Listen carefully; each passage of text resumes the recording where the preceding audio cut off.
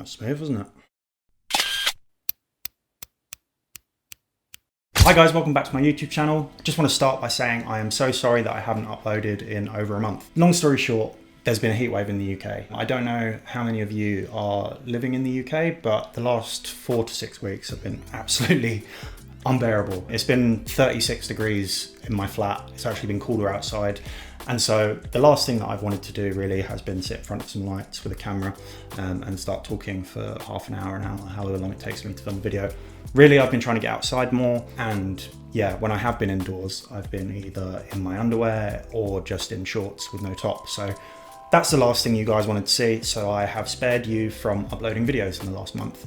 But today we're back. I put out a poll on my Instagram story asking what you guys wanted to know about me, and today I'm going to be answering some of those questions. So sit back, relax, and hopefully by the end of this video, you guys will feel like you know me a little bit better. What got me into the hobby? It's an interesting one. I've always been into comic books, I've always been into Star Wars, I've always been into nerdy stuff. I'd always seen Hot Toys and 1/6 scale figures in comic book shops and, you know, at Comic Cons and things, and I'd always wanted them. And my wife kind of inspired me to start collecting. She has a Disney account on Instagram, and she's just kind of like embraced all the things she wanted to do when she was younger but didn't have the funds to. And her view on being an adult is basically you finally have the money to spend on things that you wish you could have when you were little. And that's kind of resonated with me, and that inspired me to get my first figure. And it started off with 2 or 3 figures, and now I have a cabinet behind me filled with probably 10 to 12. It was a bit of an addiction, but yeah, I would say a combination of always being into the source material that a lot of these figures are based off, my wife, and then from a photography point of view, I studied film at university, so it kind of seemed like a natural fit to put them together, especially with how realistic the figures are. I mean, I kind of view it as like lighting practice. My job is actually videographer and photographer, so I feel like I've actually learned a lot that's benefited me in my day-to-day career as well from doing this. So yeah, it's really a combination of all of the above things. Do I plan to build more dioramas? Yes, to cut a long story short, yes I do. A few of you might have seen, if you follow me on Instagram, that I made like a Tatooine or like sandy, rocky diorama. I've used it a few times for photography, mainly for Star Wars was the reason I built it, but I deliberately kind of made it ambiguous enough that if I wanted to use it for another character, I can. But yeah, I have a list of a couple of dioramas that I want to make. I did originally plan on making a Dagobah diorama, but it turns out when I actually ordered my DX25 Bespin Luke, that it kind of came with one that I used to put my Yoda on. So maybe I won't make that anymore, or maybe I'll make a bigger one, I don't know. But there's definitely a couple of like Marvel based ones that I want to make. It sounds really simple, but I really want to make like a damaged brick wall that I can use to kind of have people take cover behind or be leaning against, that kind of thing. Particularly because a lot of the Marvel heroes in my collection are those street level heroes. It just kind of makes sense. So if you guys want to see how I would go about making that, then maybe I'll do a video on it. I did think about doing a video for my last one, but considering it was my first time doing it, I thought I might fuck it up, and I don't want that to be captured and live on the internet forever. So now I've got one done, I feel a bit more confident. So yeah, if you would like to see that as a upcoming YouTube video, then by all means, I'll do it. What do I currently have on pre-order? Currently, it's actually just the Bespin Han Solo. So I've kind of mentioned it on and off on my Instagram on a couple of stories, but for those of you who don't know, I actually sold the Batman figure and my Superman figure. As much as I love those two characters, and I did want to have like a DC section, I kind of just found myself being pulled more towards Star Wars and Marvel because those were the two things that I've always loved growing up. I kind of got into Batman more as a teenager. And so as part of that, I really wanted a full and kind of like the most complete Empire Strikes Back collection that you can get. Not necessarily every version of every character, but kind of like the most iconic looks from the film for each character. Part of that obviously is Bespin Han Solo. So that is currently the only figure that I have in pre-order. I cannot wait for it to arrive. I've started building out the rest of the display. I've got my Vader, I've got Bespin Luke, I've got a Hoth Leia, I'll be getting Chewie, Lando, Boba Fett, probably a Stormtrooper. Yeah, it's going to be expensive. But currently that's all I've got on pre-order. There are a couple of figures that I will be pre-ordering or will be day one purchases. I will be picking up the Punisher figure, one of the Punisher figures.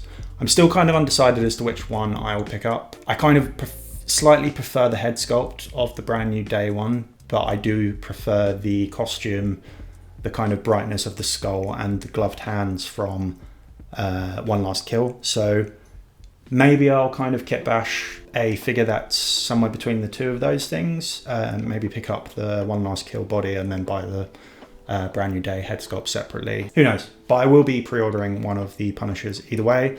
I'm not thinking about picking up the new Spider-Man. It doesn't come with a head sculpt. I love the Final Swing suit too much. So it's kind of solved the problem for me that it doesn't come with a head sculpt, an unmasked head sculpt that is. And yeah, obviously Doomsday. There'll be a load of figures from that. What character or figure are you most drawn to in your collection, and what keeps you coming back to them? I actually had quite a long think about this off camera before I filmed this video, and it is actually a really tough question to answer. I guess the way that I've gone about answering it is sort of what figure do I find myself photographing the most? And I would probably say, I'll give you like 3 that are my favorite. It's hard to narrow it down to one. I'd say it's the Final Swing suit, the Mandalorian Luke Skywalker, and probably the Kenobi Vader that I've got. Figures for me where kind of they just have a presence and an aura, they're kind of the things that keep me coming back to them. Characters that have a load of different artwork, characters that have been in lots of films and lots of different scenes and scenarios. That's kind of the stuff that keeps me coming back, because it's just really easy to think of photography setups for them. So yeah, I'd say that's kind of my answer. They're my 3 that I keep coming back to. Is there a figure that I want but for whatever reason have been unable to get or cannot get? Singularly, I would say a figure that I really want to pick up but I just cannot find the space for is probably the Brand New Day Hulk. I mean, it's the first seamless Hulk we've got. That's kind of the one that comes top of mind, but the fact that it's literally over half a metre tall and I only have this one cabinet behind me for storage, and my wife has said the figures do not leave that cabinet, kind of makes it impossible for me to get it. I literally have to basically like sell half my figures to probably fit it. But then a wider point of view, which again is related to space, I would love to be able to have a kind of like general film and TV character shelf. I'm a big fan of horror, I'm a big fan of classic cinema, that kind of thing. So, you know, I'd love to have like an Indiana Jones, I'd love to have a Jack Sparrow, I'd love to have like a John Wick, I'd love to have, I think it's the NECA MacReady. There's a 1/6 scale MacReady from The Thing. I can't remember who makes it, but yeah, figures like that. I'd love just to have like a classic cinema part of my collection. But yeah, currently space is the thing that's holding me back. But one day, what are your favourite films? I did study film at uni, and I of course went through the stage that everyone who studies film goes through, which is you kind of become a bit of a film snob. So I'd say some of my favourite films are basically anything that Paul Thomas Anderson has directed.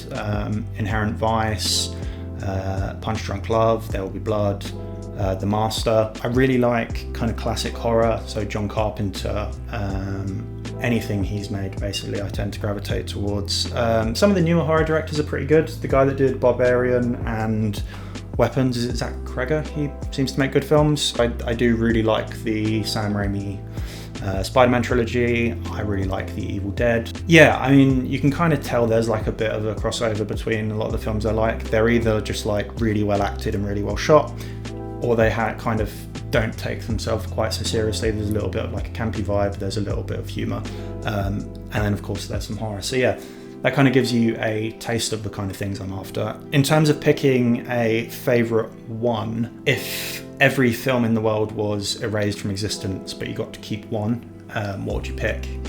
I think I would actually go with Hal Ashby's Harold and Maude. It's a really great film. It's really funny, it's really emotional, it's really clever, it's really ahead of its time considering it was made in the 70s, has a great soundtrack, and yeah, it's just fantastic. It means a lot to me for personal reasons, but I just think it's a really great example of an artist having something to say, and yeah, that's the film that I would probably pick. Any figures that I'm excited to release? I was really excited for the Spider-Man Brand New Day stuff, obviously the Punisher as I've mentioned earlier. But I'm a bit disappointed by the fact the Spider-Man figure that we're getting doesn't have the unmasked head sculpt for licensing reasons. I completely understand it. I think that's the reason why we haven't got a lot of those older Marvel figures, like, you know, the original X-Men and stuff. But hopefully they're coming from Doomsday. So I would say, yeah, it's probably the stuff coming from Doomsday that I'm most excited about. This is my Star Wars Disney shelf, and as you can see, it's mainly characters from The Mandalorian and Ahsoka shows with one or two new trilogy characters in. Yeah, this is my Mandalorian part of the display. I've got the Boba Fett return figure with all the battle damaged armor. I've got the Chrome Mando, and I've got the Mandalorian Luke Skywalker. He's actually got the Bespin Luke hairpiece on, because I think it kind of makes him look a bit more like he's from Return of the Jedi. In the middle, I've got my sequel trilogy characters. I know not a lot of people love these films. I don't love all of them, but for me, the sequel trilogy has a bit of a soft spot in my heart because of Galaxy's Edge in Disney World and Disneyland. My wife loves it. I've got loads of great memories of going there. So I thought I'd collect a couple of figures from it. I've currently got the Rise of Skywalker Kylo, and I've got a BB-8. I'm planning to get a Rey from the Rise of Skywalker and probably the Poe Dameron figure when he releases, because they're kind of the main characters from Galaxy's Edge in Disney. And then I've got the Ahsoka / Clone Wars Anakin Skywalker. Love that figure. I actually think the head sculpt is really underrated. I think it gets a lot of hate and a lot of mocking online, but the likeness is pretty incredible, I think. And then I've got the Obi-Wan from the Kenobi TV show. So this part of my collection is the Empire Strikes Back display. This is in its infancy, but it will be growing. As you can see, I've got my Medicom R2. He's actually plastic, but he's an amazing figure. He lights up and was about 50 or 60 quid on eBay compared to 300 I've seen the Hot Toys one going for. I mean, I don't need him to be die-cast. I don't really need him to do a lot. This is kind of all R2-D2 does in the films anyway. And then I've got my Medicom custom Yoda. This, again, similar to the R2, I didn't need my Yoda to do a lot. I kind of prefer the Empire Strikes Back one, which is like that crusty old puppet that can't really move too well. This figure really captures that more than I think the Hot Toys one does. And again, the Hot Toys one is like 250 quid for something that doesn't articulate particularly well anyway. I've got him on my Bespin Luke Dagobah display base. It's kind of like half a diorama. It clips around the back of the display base, but I think for this Yoda it actually works incredibly well. I've got the helmeted Luke accessory that came with the Bespin Luke, and then we have the Bespin Luke himself. This is probably my favourite look for Luke Skywalker because it just has that memory of that classic Bespin lightsaber duel. We've got Hoth Leia next to him. This can kind of double up as the Bespin Escape Leia for photography. You've got ungloved hands, and if you take off that puffer vest, it basically is the Bespin Escape Leia. And then we have the Kenobi Vader in the middle. I know people are going to be like, oh, you said you wanted to create an accurate Empire Strikes Back display. To me, this is the best Vader. I know the helmet might not be accurate, and the scaling might not be accurate to the film. I don't really care. I think it looks great. And then on my bottom shelf is my MCU collection. So we've got the Born Again Daredevil, which I love. A lot of people complain about the body, but I mean, you can pose it away. Is it perfect? No. But I don't think it's as bad as everyone lets on. I've got my Present Toys Punisher and Frank behind. This figure is actually really underrated, I think. I got it for a really good deal, and it was kind of always going to just tide me over until we got an official release of the Punisher from Hot Toys, a new one. We've got 2 announced in the last 6 months. I will be selling this guy and picking up the Hot Toys one, but for what I wanted him for, he's been fantastic, can't complain. We've got the Final Swing Suit Spider-Man here. Probably one of my favourite figures, as I mentioned. Head sculpt's absolutely fantastic. I wasn't really planning to upgrade to the brand new day one, even if it did come with a head sculpt, because I prefer this suit. The fact it doesn't has kind of saved me the stress of, oh, should I, shouldn't I? I've got the Mark 85 Iron Man. This is probably one of the more dated figures in my collection. I'd love it if he had rolling eyes, slightly better head sculpt. He doesn't. Whether we're going to get like a reissue of him for Doomsday or something, if there's like a flashback scene, who knows, but I think as soon as they did a 2.0 of this, I'd probably pick it up. Brown and yellow suit Wolverine. Amazing figure. Not a lot of people like the unmasked head sculpt, but I think it actually really works for the scene kind of specific moment that it's from. All the masked head sculpts are great, and the claws are actually chrome plated. They're not metallic, but they're chrome plated, and for some reason they didn't do that with the yellow suit. I don't know why. And then we've got Deadpool. This isn't the battling one, this is the standard one. I did get a battle damaged, one of the battle damaged head sculpts. I got the unmasked one included with this from eBay. So yeah, can't complain. He's an amazing figure. Great articulation, comes with probably still the most accessories of any figure I've ever had. And then we've got Doctor Strange from Multiverse of Madness in the back. And yeah, he's really underrated. Again, doesn't have moving eyes, so I think if they released another one, I would probably upgrade, but the head sculpt and likeness are a 10. Where do you get inspiration for your shots and figure photography ideas from? Watch stuff, read stuff, look at what other people are doing. Don't copy what other people are doing, but look at what other people are doing, take inspo from them. I'm lucky enough to be in a group chat with loads of amazing people who create stuff every day, multiple times a week. They're all just as passionate as I am. And yeah, just bounce off people. I look at a lot of concept art, I look at scenes from films and try and recreate them. And part of the fun is the challenge of recreating lighting for me. And yeah, that's kind of what I'd say. Watch stuff, read stuff, talk to people, collaborate with people. And yeah, just have fun with it, really. I mean, you don't need to have groundbreaking ideas for every shot. Sometimes it's just about showcasing the figure. Do you have any advice for aspiring figure photographers? I'm nearly at 1,000 followers, and I might well be by the time this goes out. I cannot believe that has happened so quickly.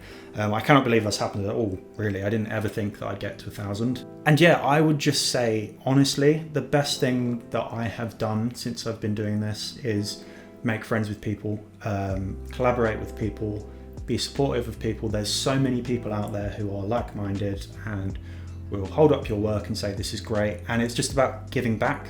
That's what I would say is the advice. Message people if you want to collab. Tell people that you're a fan of their work. There's a lot of imposter syndrome going around in the creative world. If you're a creative person, you've probably struggled with imposter syndrome at some point or the other. You've been self-critical. And that one message of telling someone that you think their work is great can completely change how they view themselves and completely inspire them to make more work. So really my one bit of advice is don't be shy.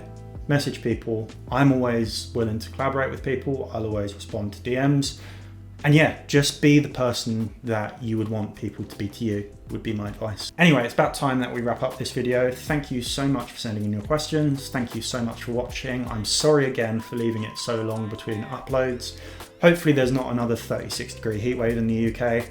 I am on holiday in September, so I might not be uploading around that time, but I'll try and get one more video out before then, at the very least anyway. And that will probably be the diorama crafting one. So if you guys want to see that, give this video a thumbs up, subscribe, comment if you have any more questions or follow-up questions off of what I've answered, and I'll be happy to answer them below. Follow me on Instagram. We're nearly at 1,000 followers. We might well be by the time this goes live, as I said. Anyway, thanks again, guys, and I'll see you in the next one.